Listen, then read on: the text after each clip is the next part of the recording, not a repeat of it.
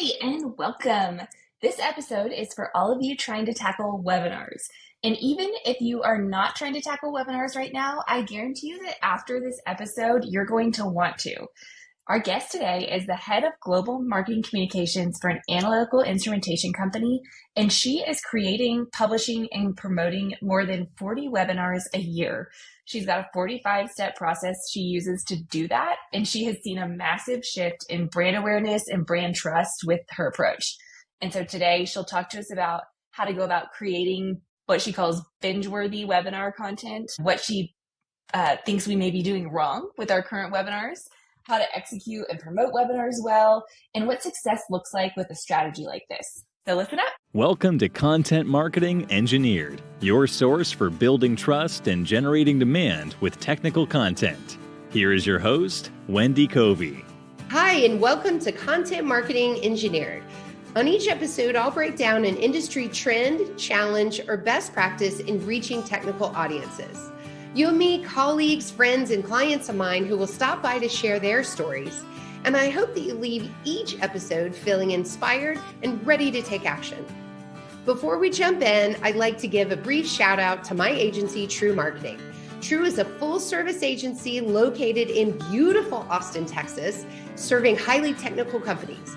For more information, visit truemarketing.com. And now, on with our podcast. Hey everyone, and welcome to another episode of Content Marketing Engineered. I'm Morgan Norris, hosting for Wendy Covey. I handle brand strategy here at True Marketing, and today I'm joined by Aya Takase, head of global marketing communications at Rigaku. Welcome to the show, Aya. Thank you for having me. We're so glad you're here. Okay, now Aya presented a session at the Industrial Marketing Summit in March on binge-worthy webinars, and people just raved about it. And so I'm so glad she's here. I wasn't in that session, and so after the session, after people were talking about it, I had to go back and watch it on demand. And I'll tell you, the amount of tips and tricks and just detail that she packed into that session was phenomenal. And so we had to have her on the podcast just to be able to share just a ton of this knowledge and insight with us today. So we're so glad you're here, and we've got a ton of questions. And I just learned, so she's telling me that, how long have you been at the company? Tell me that. So I've been with Rigaku, counting the internship years, for 30 years.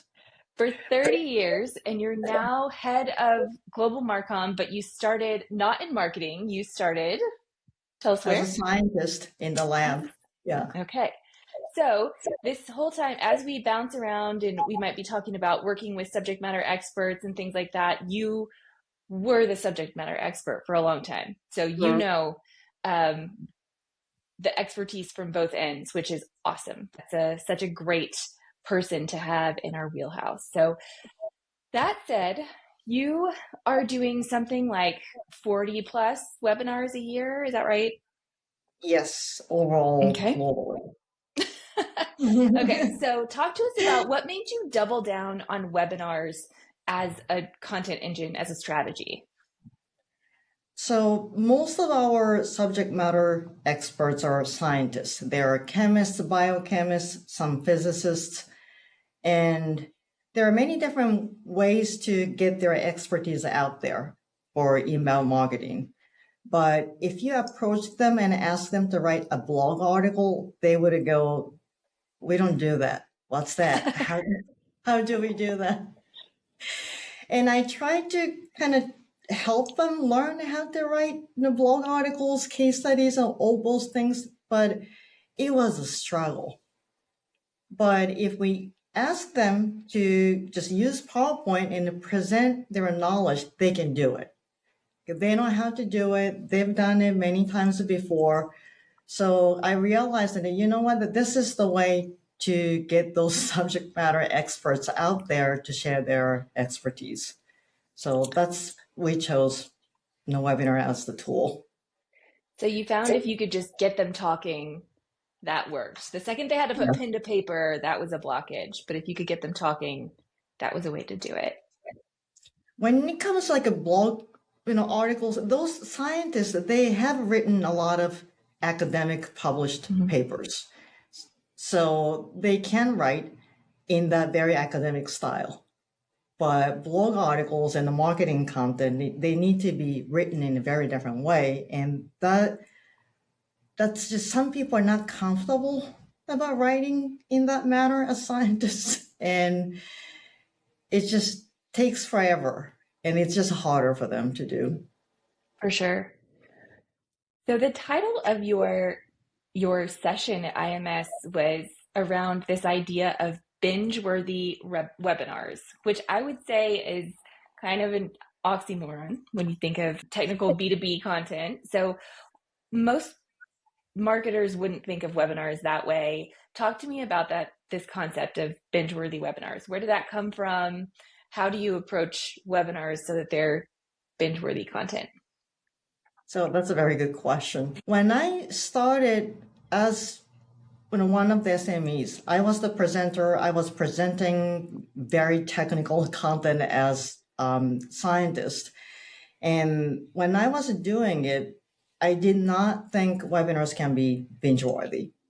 I did my best to make it easy to watch or easy to understand, but it was not until I saw some of our customers telling me that I spent 6 hours watching your webinars yesterday.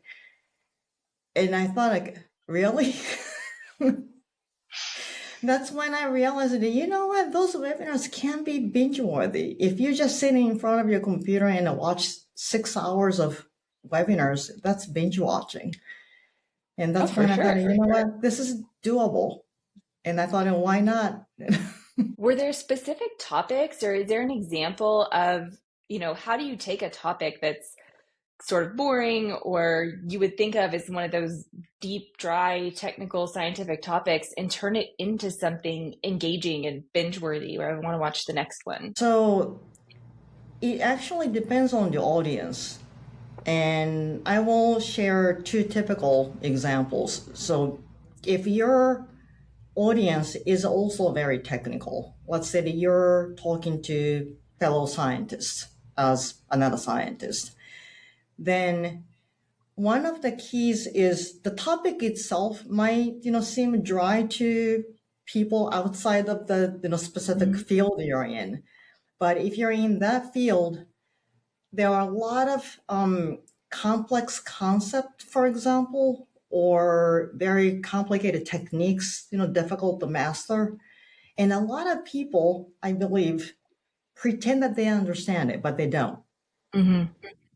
And if you can explain those things in really easy to understand a way, people go, oh, now I get it. Now I understand it. I don't need to pretend anymore. And it makes you feel good. And that becomes binge-worthy for them. So when you have a technical audience breaking things down, you don't want to dumb it down. Making it easy to understand is not the same thing as dumbing it down. You can keep the integrity of the science or engineering concept or anything, and still you can make it easy to understand. Now, if you're looking at an audience that is not necessarily technical, let's say the people who just want to use your instrument for quality control, they want to push a button and get, good or no good. Mm-hmm. Then you want to focus on their pain points. Don't you get frustrated when you have this problem? Mm-hmm. Let me show you how you can, get around it or resolve that issue. And if you stay with it, everybody goes, yes, I have that problem. Please help me. Yes, I have that question. Please help me answer it. And they just stay with you. Yeah, that makes sense.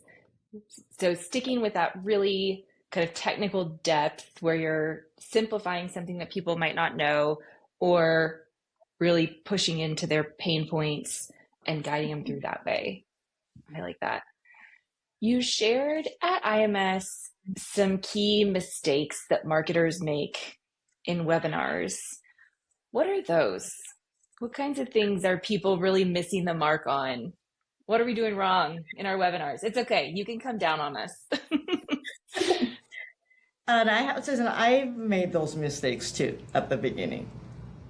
But I think the number one mistake I see a lot is to spend too much time talking about yourself, about the company, your products or services. Even the speakers, they spend minutes going through their bio, for example.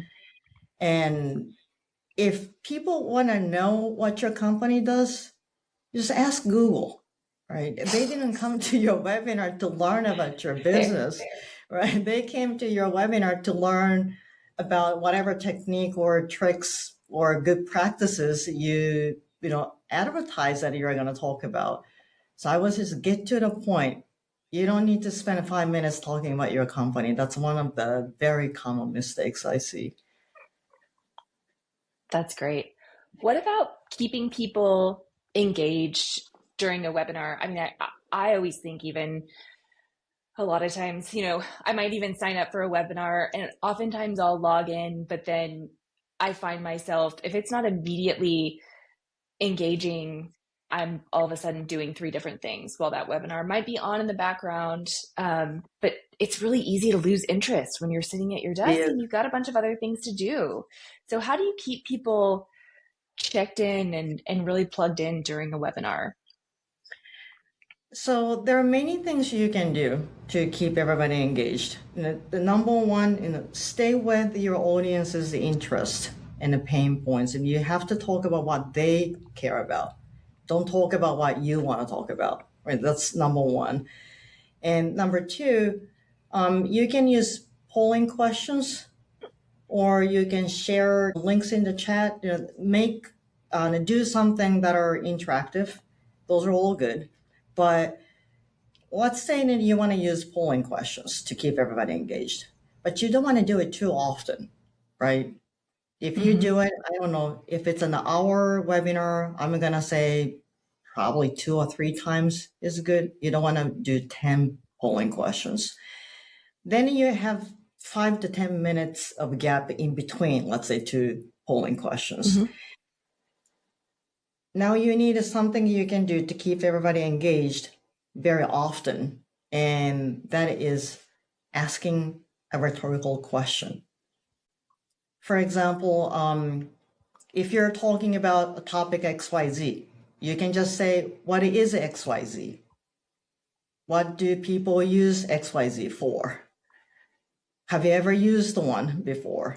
And those are rhetorical questions. I'm not expecting the audiences to answer questions live, but I guess it's a human nature. And when you hear somebody voice a question, you can't help but go, oh, XYZ is this. People use that technique for that. I've never used it before, but I know somebody who's used it before. So you naturally try to answer that question in your head. So you stay with the webinar, you're paying attention to the webinar. Then if you don't know the answer, you want to know what the answer is.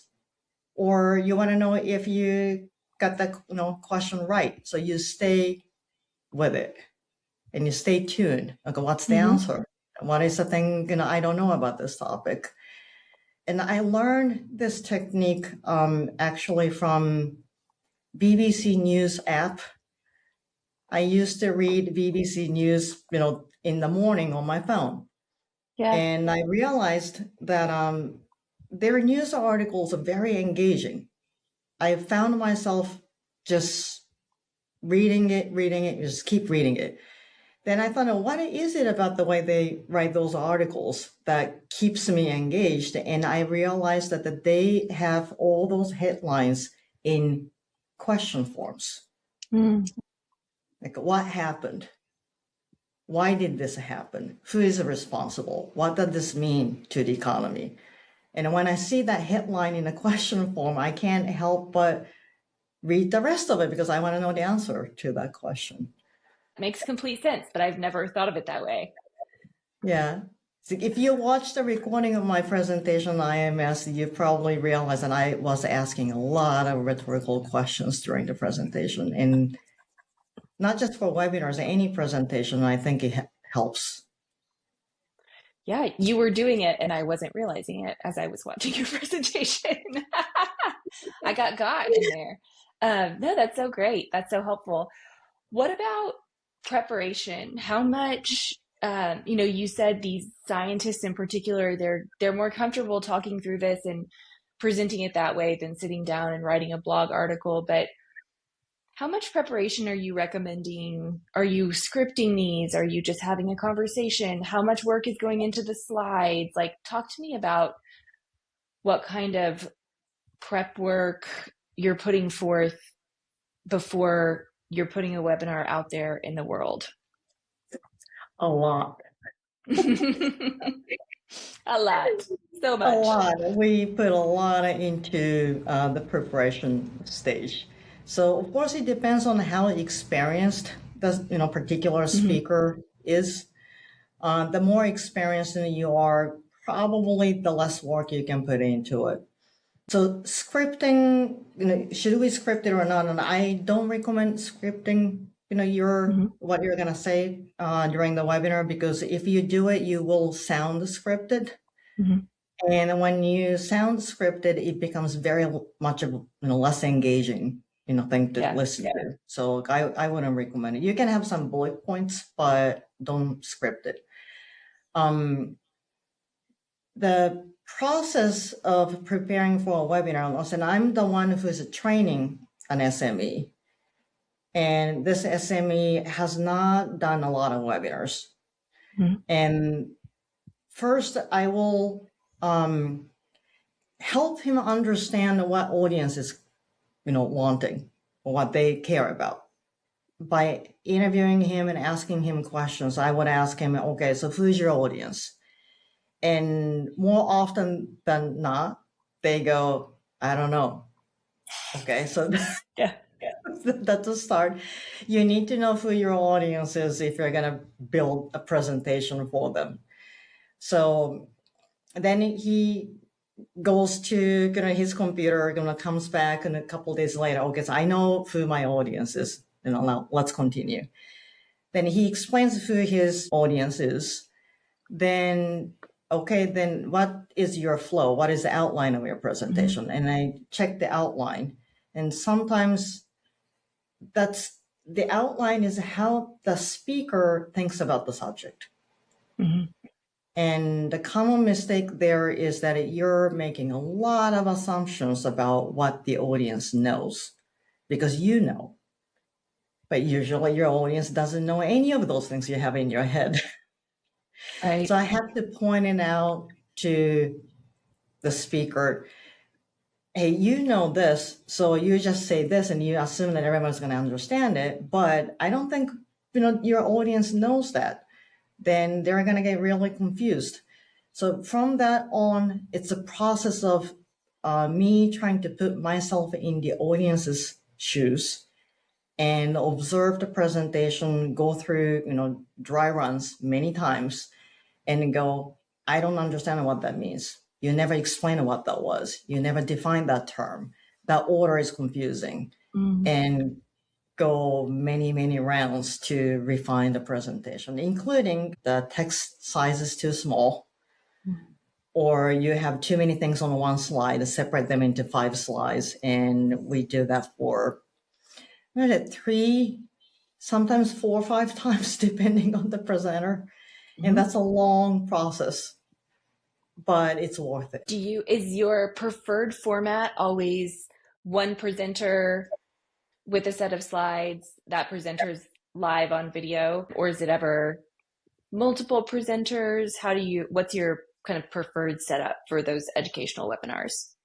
Typical setup is one presenter using PowerPoint slides. Sometimes those scientists go into the lab and actually have their analytical instruments behind them and demonstrate things too. Those are very engaging too.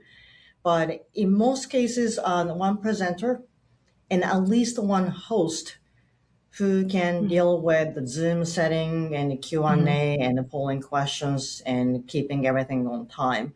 And also we try to have another host or co-presenter who can help us. So the host and the presenter, and you have another co-presenter, then that's 3 people. And that helps us to have a natural conversation during the webinar. Okay. Instead of a presenter just having a monologue and talking at you. And that makes it, your webinar more engaging. So typically one presenter, one host, and maybe a co-host. There are times that we have multiple presenters. They take turns.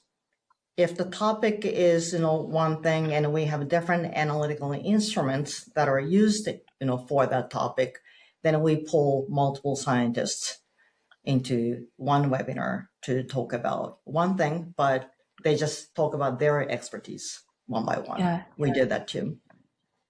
If you have that host and co-host set up, is the host typically owning the primary, are they owning the slides and the co-host is there as support, or is it like a 50-50 shared presentation? So when we have the presenter, the SME, host and co-host, the presenter shares their screen. So they own the slides. Actually, that's a very good point. That's something we need to practice a lot to get this right. So we use Zoom to do webinars, and we don't want to deal with the switching who's presenting. So we have only one person present usually. So that's the SME or the presenter. So they have their slide open. Then the host owns the flow. The host would go, thank you for joining us. We have so-and-so today to present in XYZ. So let's say I'm the host, and when I'm talking like that, the presenter needs to know when to go to the next slide. So, they're controlling it, but I'm speaking. So we practice that part a lot. We also have like a background music being played before everybody joins, and everything needs to be timed right. And you got 3 people working, and we're not in the same room. So that part takes a lot of practice. But the presenter owns the slides, and the host owns the flow and controlling what comes next and what we do next. Then the co-host, we usually dedicate the co-host to deal with Q&A, facilitating Q&A. And one of the little things we do to make sure that we don't step on each other's toes or forget to unmute yourself to facilitate Q&A is to have a built-in slide for Q&A and another built-in slide for polling question. So when the speaker, the presenter goes to the polling question break, I see big polling question slide. So that's cue for me to start polling question. And when we see the Q&A slide, the co-host knows and the co-presenter knows that's her cue to look at the Q&A and pick the question to address. So we use those slides to, let each other know it's your turn and it's your turn. And that way that co-host can be watching those questions come in and be kind of formulating their responses so that they're not just having to answer completely on the fly when those questions come up. So for that reason, do you typically do all of these webinars live the first time and then have them available on demand afterwards? Yes, we do them all live. Some people want to do this recorded. If the presenter feels more comfortable that way, I think that's okay, but not my recommendation. Because even if you can't see your audience when you do a webinar, that they are there. Yep. And I really believe that knowing that there are a bunch of people, watching your webinar live changes your energy.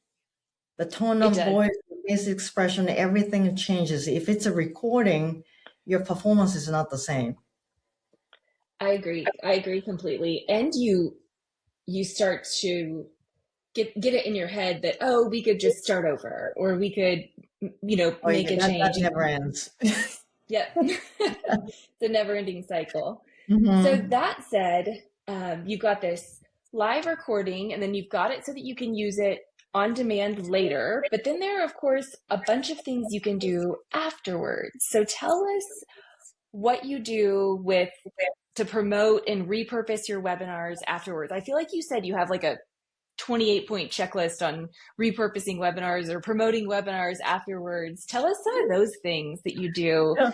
We have a 45. We created this great piece of content. We can't let it go to waste. And people do that sometimes, right? You put all this work in, you have this one piece of content, and then they go, okay, it's on-demand webinar. I'm just going to let it sit there and just hope that people come to it. And you just can't do that, right? We've got to get this thing out there. So what do you do? What do we do with these webinars? Okay, so we have a 45-point checklist for one webinar episode. And I'm not going to go through all of them, but to give you an idea, the checklist includes like at least 3 dry runs if it's a first-time speaker, 2 dry runs if it's an experienced speaker, and also the checklist includes that. So we have this marketer, Adam. He's awesome, and he owns this 45-point checklist. And so that we don't miss anything, one of the checkpoints is to schedule dry runs and execute dry runs. And for promotion, we have invitation emails to go out. And for those emails to go out, we have to write the email. We have to have the owner of the webinar, let's say the presenter, to approve that email. And we need to agree on which list we're going to send that to. And all those things are in this 45-point checklist bucket. So we go through a lot of those in preparation to promote. And of course, on LinkedIn, we post about our webinars. Email has been the best tool for us to attract a lot of people to come register and join live. But once we do the live session, and now we have the recording, then we put that on YouTube, and also we put that on our website using YouTube as the host. Now, as you said, a lot of people just stop there. But we chose webinar as the vehicle to extract our SMEs' expertise and make them available to our customers. We wanted to do blog articles. We wanted to do case studies. There are a lot of things that we wanted to do, but they were we still do them, but more difficult. I can't do a lot of them. So we tried to turn webinar recordings into those things.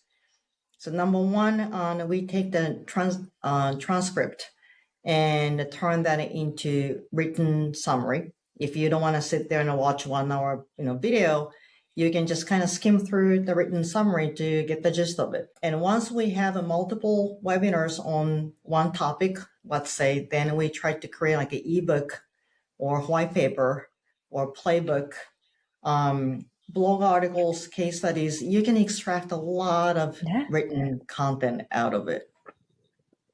Awesome. A couple things I heard from you that I have follow-up questions on are, so you're picking a specific list, email list to send out these webinars to. So all your webinars are not going to your entire database, it sounds like.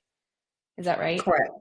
That's probably giving you greater engagement because people aren't getting 40 webinars from you. They're getting the webinars that would appeal to them only. So I feel like that's a takeaway for people. And then you said once you have the on-demand webinar, you put it up on YouTube, so then it's not gated. Is that right? Nothing is gated for webinars for us. Okay. And you feel good about that? People are free to watch it. And then do people typically take an action after that? Do you drive them somewhere after that? Or you feel like the kind of brand awareness they're getting from that webinar because they sat there engaged for so long? So so you were asking me, what are the common mistakes marketers make about webinars? Yeah. And I'm going to say number 2 on the list is try to sell during the webinars. Yeah. Promote your company's service, products on anything. And I really do not recommend people do that because when you promote yourself, whatever it is, that's like a reminder to your audience and hey, we have a hidden motive about doing this webinar. Right.